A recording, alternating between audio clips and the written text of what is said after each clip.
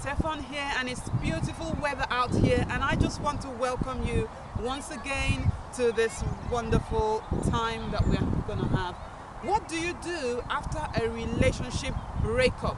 I did promise bringing that to you after the post on the sexual attraction issue, which we did do justice to.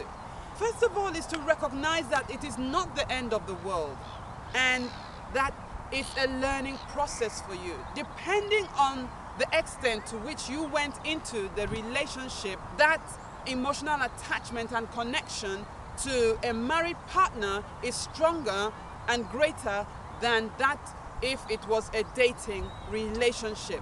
So do give yourself time to grieve the loss of the relationship and the loss of your loved one.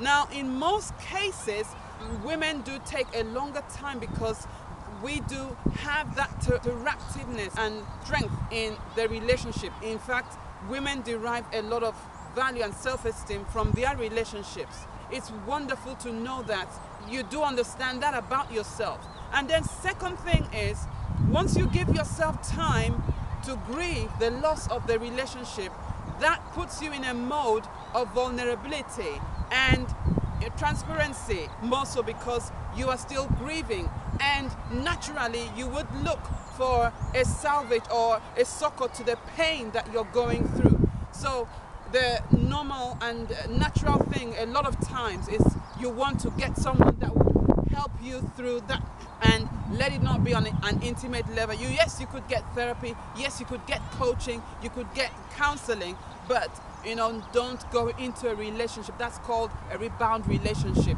Don't fall to that temptation to get into another intimate relationship until you've gotten way past the hurts and the wounds of the pains of that relationship.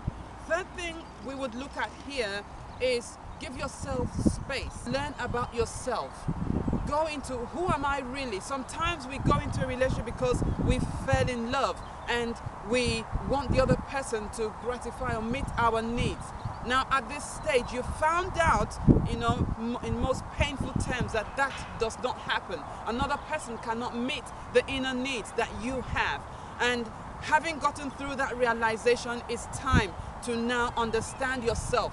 What are your own set of values? And love yourself in that sense of knowing yourself and growing in that self-awareness to where you now can appreciate you and love you for who you are. Take yourself out on a date.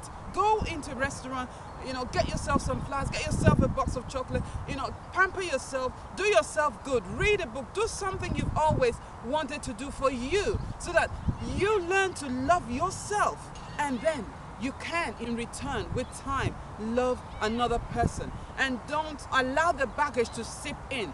Everybody makes the mistakes. Everybody goes through the learning curve. So don't beat yourself up and down for it. Don't feel rejected and learn from it.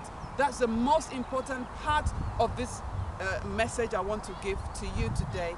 Learn from the breakup.